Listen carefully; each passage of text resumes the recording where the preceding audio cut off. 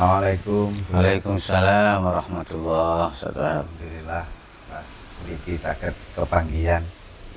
Nggih. Ini tadi keleresan dan derek silaturahim teng griya pisanan. Wis pindah kula ajak mriki. Yo nggih nggih. Ya Abang Mul das pundi? Gus ngapunten, mohon maaf, Molong posisi ke lockdown di Surabaya benar-benar zona hitam. Iya iya. Jadi benar-benar Nggak mohon bisa. maaf, maunya ikut karena kalau nggak itu sudah nggak enak. Iya iya. Tapi karena bilnya benar-benar taat nang pemerintah, di Surabaya benar-benar zona hitam. Iya, Nggak iya. boleh keluar. Mudah-mudahan sebentar lagi bisa diizinkan keluar untuk bergabung lagi dengan kita. Amin. Gini, kemarin tanggal 1 Juni, ya sudah 4 atau 5 hari yang lalu, bertepatan dengan hari lahirnya Pancasila. Iya iya. Dari pelajaran waktu kami sekolah dulu, ya, Pancasila itu sedemikian rupa, bahkan di era Orde Baru itu pelajaran itu menjadi utama. Ada penataran P4 yang itu juga berisi butir-butir Pancasila. Yang kami tahu, Pancasila itu lahir dan dirumuskan oleh para pendiri bangsa yang notabene beliau-beliau itu adalah tokoh-tokoh agama. Iya. Nah, kira-kira menurut jenengan Pancasila ini dari kesepakatan memang sudah final bahwa Pancasila sebagai dasar negara kita, agar di era yang sekarang, era milenial ini semakin mantap lagi dengan dasar negara kita Pancasila itu, mungkin bisa disampaikan dari sudut agama, khususnya keilmuan tasawuf. Iya. Pancasila itu intisari ajaran semua agama, khususnya agama Islam yang waktu itu diwakili oleh bapaknya Gus Dur. Bapak, bukan Bapak. Bukan bapaknya Gus Dur, Kiai Wahid. Ya, Pak Karno meminta Mbah Yai Hashim untuk menyusun atau merangkum ajaran agama Islam. Kemudian diwakilkan kepada anaknya yang waktu itu sebagai Menteri Agama pertama. Belum sebagai menteri. Oh, belum sebagai menteri ya? Iya, belum. Setelah kemerdekaan belum menjadi menteri. Ya, turut menyusun,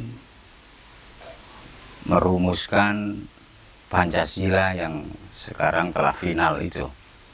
Dan pengurus besar Nahdlatul Ulama dari dulu hingga kini menyatakan telah final bahwa NU menerima sepenuh hati, sebab jika kita pahami secara mendalam, memang benar-benar padat, singkat, padat, berisi.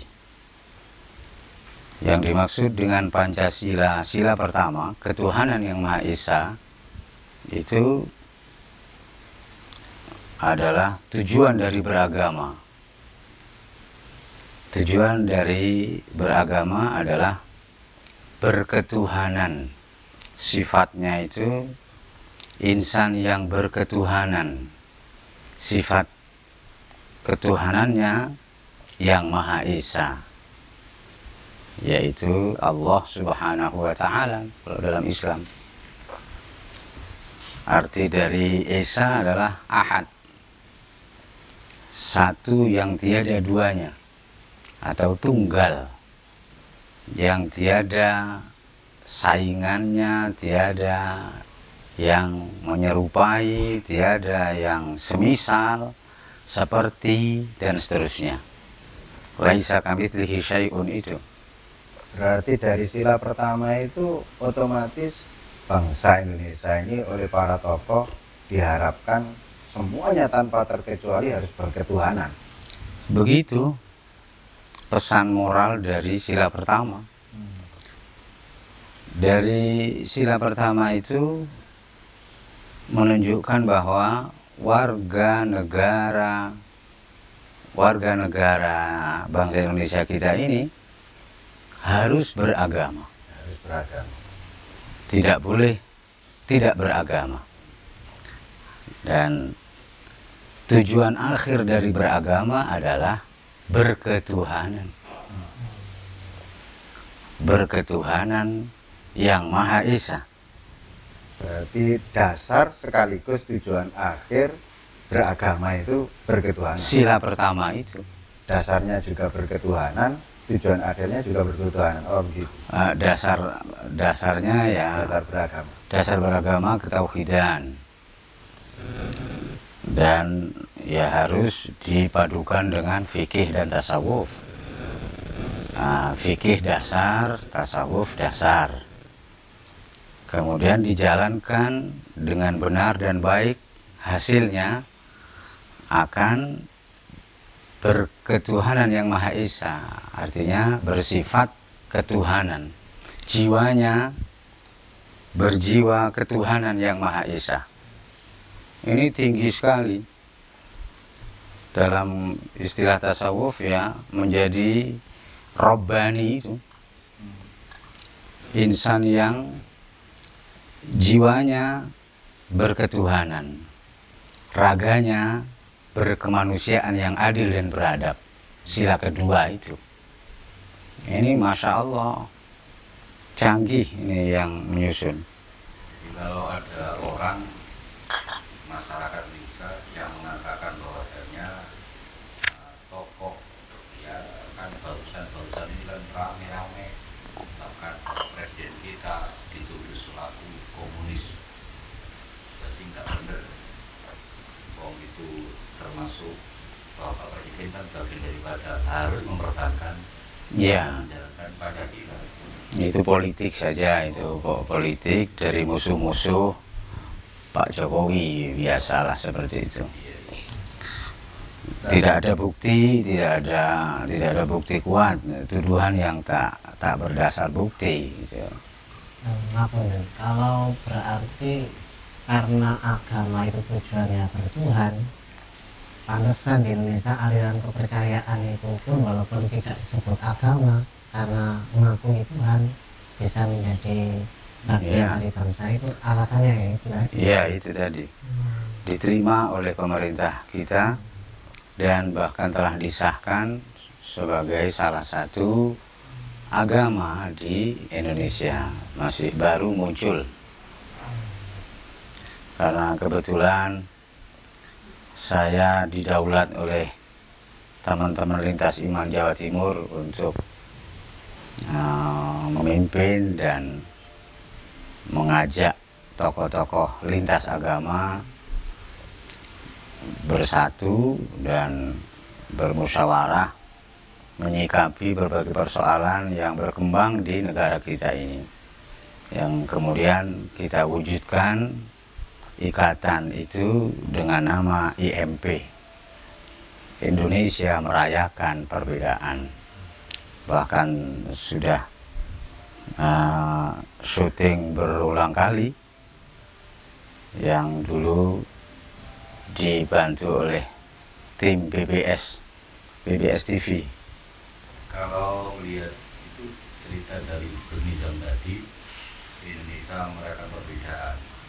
Tadi yang dimaksud perbedaan ini beda-beda agama, beda-beda iman. Nah, kalau sudah benar-benar ini beda, karena sudah dirangkum dalam dasar negara kita Pancasila. Ya. Nah, ini harus benar-benar mereka bisa merayakan perbedaan ini karena mereka rata-rata bertuhan, semuanya bertuhan. Iya. Kalau mereka tidak bertuhan tidak bisa merayakan perbedaan. Tidak akan bisa. Ya Pancasila itu, kalau saya, pengamatan saya, Pancasila itu hasil dari Indonesia merayakan perbedaan. Ini kali ingat Agus, maaf ya, ingat dengan sosok seorang ya tokoh kita Gus Dur. Ya. Ternyata itu bisa merangkul seluruh agama, lintas iman. Ya. Nah, lantas saat ini dari regional Jawa Timur diwakili Gus Nidam. Karena berketuhanannya Gus Dur jauh lebih besar, lebih luas dibanding tokoh-tokoh yang lain. Memang berjenjang berketuhanan itu level-level. Gus Dur sudah level sangat tinggi. Beliau berketuhanannya nisbat kepada asma Allah yang pertama, yaitu Ar-Rahman. Sangat sesuai dengan nama sejak kecil yang disandang, Abdurrahman, hamba zat yang maha mengasihi tanpa pilih kasih kepada seluruh makhluk ciptaan Allah. Dan Gus Dur telah membuktikan itu. Kesaksiannya terlalu banyak untuk disebutkan. Hampir semua tokoh yang dekat dengan Gus Dur merasakan sentuhan hamba Ar-Rahman, yang benar-benar siapapun yang pernah bertemu akan merasakan sentuhan kasih yang tak pilih kasih dari sosok seorang Gus Dur. Jadi Gus Dur itu kalau melihat cerita-cerita sejarah Islam, ini kayak Gus Dur itu ya meniru atau mengkiblat pada junjungan Nabi kita. 100%. Dengan firman-Nya itu, firman Allah, aku tidak mengutusmu kecuali hanya untuk merahmati, menyayangi, merahimi seluruh alam. Tidak hanya di muslimin, tidak hanya ini, bahkan lil alamin. Iya. Iya, itu benar-benar telah dinyatakan oleh Gus Dur. Saksinya semua tokoh. Benar-benar pewaris sejati Rasulullah yang sangat sesuai dengan sepak terjangnya selama hidup, terutama ayat wa ma arsalnaka illa rahmatan lil alamin. Allah berfirman kepada Nabi kita Muhammad, tidaklah kami mengutus Muhammad kecuali tujuan kami mengutusmu adalah rahmatan lil alamin, untuk merahmati, mengasihi, mengayomi, melindungi dan seterusnya alam semesta raya ini. Kalau dari sisi kata, mungkin kenapa kok berketuhanan dalam Pancasila tadi? Saya tertarik. Kenapa tidak hanya bertuhan, bertuhan yang Maha Esa. Nah, jadi juga jenengan sudah menjelaskan bahwa berketuhanan itu pun tingkat-tingkat. Seperti yang kami ketahui, ini berketuhanan yang Maha Esa ini kalau di agama atau di tasawufkan mungkin masing-masing orang sudah menyatakan syahadat asyhadu alla ilaha illallah, asyhadu anna Muhammadar Rasulullah. Kemudian isi dari la ilaha illallah itu sendiri yang sering ketika tahlilan atau apa itu la ma'budu illallah, la maksud illallah dan seterusnya, itu seperti itu. Artinya jenjang seseorang benar-benar berketuhanan ini sesulit. Itu tinggi sekali. Berketuhanan dengan bertuhan itu jauh berbeda.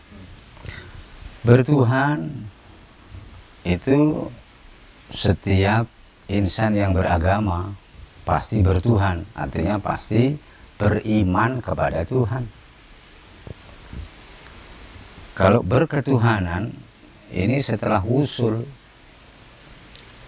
perjalanan ruhani yang ditempuh dengan tirakat, riyadah, dan dibimbing oleh, kalau di tasawuf harus dibimbing oleh waliyan mursyida. Dan setelah wusul, setelah fana, barulah berketuhanan. Jiwanya berketuhanan yang Maha Esa. Ini insan yang sudah sempurna. Berketuhanan itu insan kamil. Sudah melekat dalam dirinya. Iya. Manusia yang telah sempurna dalam berproses menjadi manusia seutuhnya. Yang mesti sering sampaikan tentang hadis itu harus dicipta. Iya. Iya. Takhallaqu bi akhlaqillah wa fi riwayatin takhallaqu bi akhlaqir rahman. Itu sudah, itu berketuhanan. Berarti Iya. di ketuhanan yang Maha Esa itu otomatis kalau di Islam, bagi penganut Islam, syahadatnya sudah benar. Syahadatnya sudah Tingkatan hakikat. isi dari la ilaha illallah tadi. Iya. Sudah benar-benar bukan lisannya saja yang berucap asyhadu alla ilaha illallah, namun juga kalbunya ditambah ruhnya dan sirrinya.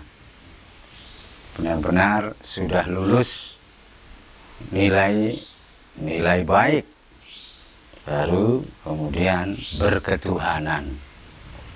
Setiap orang yang beragama pastilah bertuhan.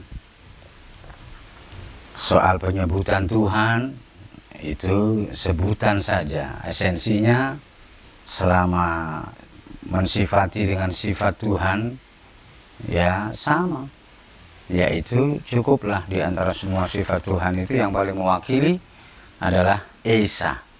Sifat Esa ini Masya Allah dalamnya luas sekali. Esa itu tunggal yang tidak ada yang menyamai, menandingi, bahkan menyerupai, sehingga tidak bisa disepertikan. Dibilang kalau di lagu itu katakan Tuhan itu satu, kurang pas. Apa bedanya Esa dengan satu? Esa itu bukan satu. Esa itu ahad. Qul huwallahu ahad, bukan qul huwallahu wahid.